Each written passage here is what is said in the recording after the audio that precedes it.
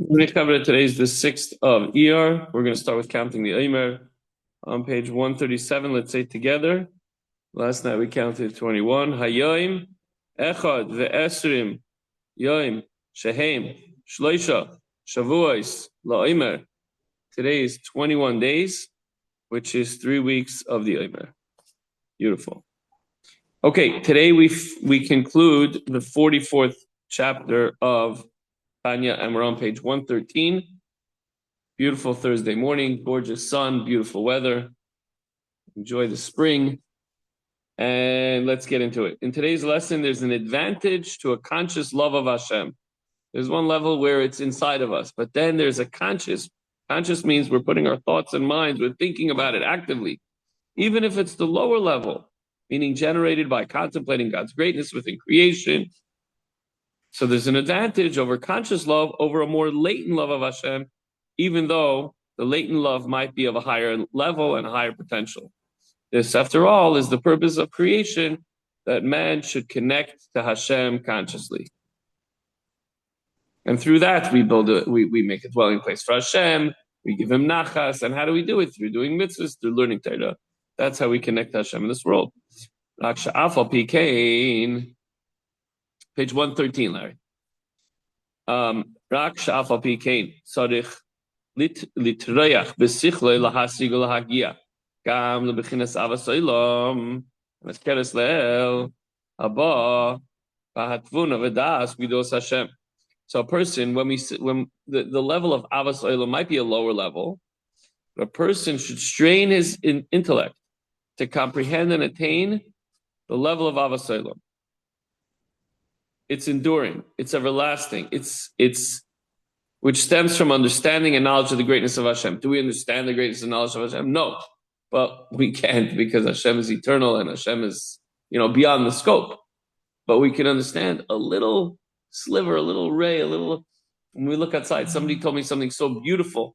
Reuven, a few days ago, somebody told me that you look outside, you see the trees, you see the world, and you're like, wow, the Eibishter created such a beautiful world. You don't have to look outside. You could be in a dark closet just by yourself and think of the beauty of Hashem, how He created you, the ability to breathe, to be alive, to have nachas, to have pleasure of the world, to be able to connect with Him in a tangible way. That's we don't have to look too far, but sometimes we do. To think about the greatness of Hashem. For every person, they connect to Hashem on a different level. Sometimes you need to look outside and see the beautiful day. If it's raining, you're like, oh, it's such a gloomy day. And for other people, just look within themselves. Realize that you have a beating heart and a neshama that connects to Hashem, that's a part of Hashem. So as such, it differs from the love that we discussed, that my soul is one with you, and the love of like a son to a father, which essentially is inherited and are only revealed through contemplation. So what do we try to do? The hagdil. Viduras eish ha'ahava b'rishpei eish v'shal heves azal v'lahav ha'oile ha'shamayma ad shemayim rabim lo yuchlu l'chabois v'chulu v'nahoris lo yishtefuha v'chulu. So what we do is we try to think of the greatness of Hashem in order to fan the blaze of the fiery love with glowing coals and an intense fire and flame that rises heavenward, so that not even many waters, which are enemies of the love, can extinguish, nor rivers can quench it. Once you have a raging fire, you can throw buckets of water. It's not going to put it out. You have a small fire, boop, you put it out. By the way, talking about the creating the blaze. So sometimes you could have the coals, but if you take wind to it, if you we have like a little leaf blower, an electric leaf blower, and you try to make a nice bonfire for like Omer, you put sticks and wood and you put a lot of oxygen, you put a lot of air, you blow onto the flames and it roars. So that's what we're trying to do with our love for Hashem. We're trying to fan those flames. Love created purely as a result of contemplation is more passionate and fiery than love, which is inherited. It's almost like money that you earned, you feel much more connected to than money that somebody gave you as a gift or that you inherited. Even when the inherent love is revealed through contemplation. Yesh Yisrael, Umayla, Lebechinas Ahava Kirish Be'esh, Shall have us aza chulu. Abam tvuna v'das b'dulas and seif baruch hu. Al shtei b'chinas ava and eskeres leel. Kasher einon kirish be'esh shall have us chulu. There's a superiority and an excellence in the quality of love, burning like fiery coals, and an intense flame, which comes from an understanding and knowledge of the greatness and transcendence of Hashem, the blessed and safe, over the two categories of love referred to above, when they are not like fiery coals on a blaze, but merely as a result from a feeling or contemplation. When you reach something on your own, when you reach that love of Hashem on your own by thinking about it and intensely focusing, putting a lot of kavanah. When I'm doing this mitzvah, I'm connecting to Hashem. Hashem is the creator of the world. Hashem sustains me and cherishes me and has faith in me. That's what we say in Maida'ani, that your faithfulness in me is great. Hashem trusts me that I'm going to do my job. So that when we reach that level through thinking about it deeply, it's so much greater than a love that you have because you're like the son of Hashem. You're like the child of Hashem. That's natural. Every child has a natural love for the parent and a love that we feel Hashem is our own bodies. Remember, we talked about that love, like the instinctual preservation of our own life. Hashem is our own life. So the love that we reach with an intellectual pursuit is much greater. Similar to the superiority of excellence of gold over silver, as we're going to explain coming up, that gold is more chashuv, is more precious than silver. The Alter Rebbe now provides yet another reason why holy contemplative love is necessary, which means, again, it's not a natural love, but it comes through deep thought, deep contemplation and meditation. He says it's important to attain contemplative love, not only because of the superiority of the resulting passion, but because the contemplation is an end unto itself. It itself is a mitzvah. It itself is important. By contemplating God's greatness, one fulfills the whole purpose of creation, that created beings should come to know and understand God's greatness. How else do we unify with Hashem? Do a mitzvah, learn Torah, but if we just learn it and not really put the emphasis and the kavanah behind it, how are we cleaving to Hashem? So the whole point is that while we're in deep concentration, that is the ultimate purpose. Not we understand Hashem and it's a means to reach the level of love. No, the actual contemplation part is the goal. Having the kavanah is the goal itself.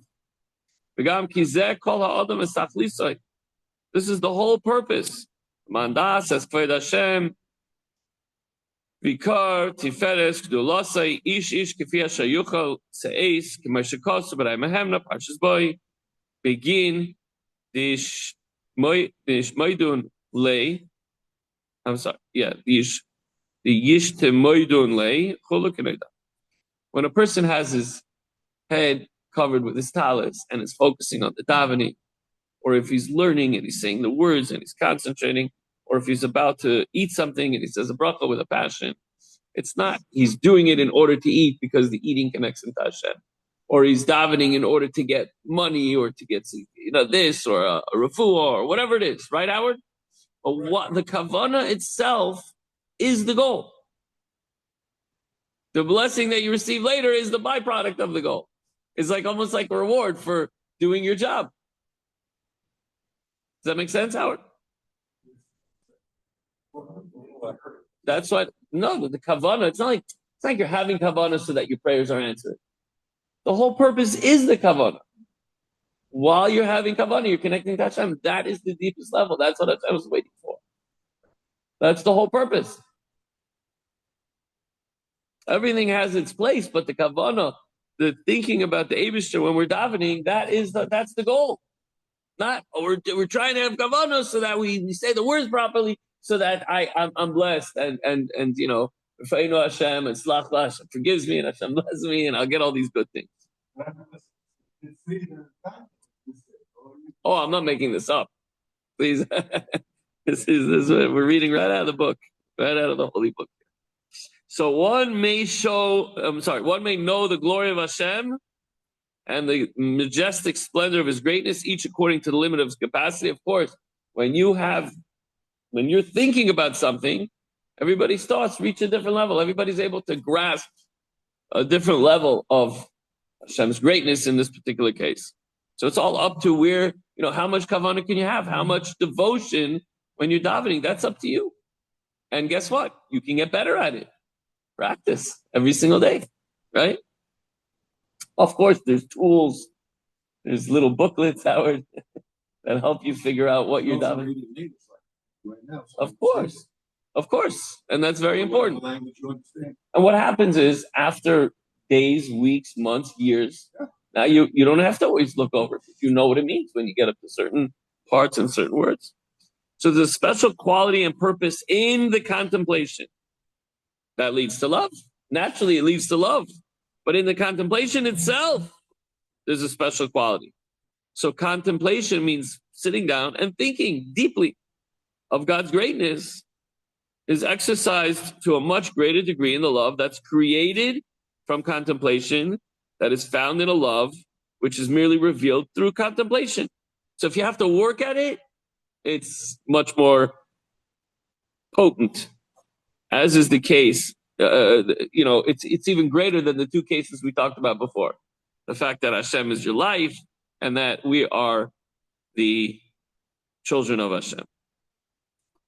So when you think about it deeply, it's much greater. In order to reveal the love of my soul by contemplating how God is the true source of life, or to reveal the love of, like a son, by contemplating how Hashem is our true father, one's meditation need not be exceedingly profound.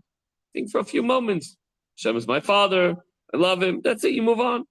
A much deeper understanding and more profound mode of meditation is necessary in order to create a love of Hashem based solely on intellectual comprehension. So that's Avas Olam. That's the deeper level. Maybe it's not going to reach the higher level, but it's a more passionate, a more thorough, a more enduring love. As a result, the divine intention that they may know him, that we should know Hashem, that created beings come to know Hashem, meaning, das, become one with Hashem, is realized to a much greater extent through holy contemplative love. This is the additional reason as to why the kinds of love inherited from our avos, the patriarchs, do not suffice. It's good, but we could do better. And it's necessary to exert oneself to attain a love of Hashem that stems entirely from contemplating his greatness. What's the takeaway?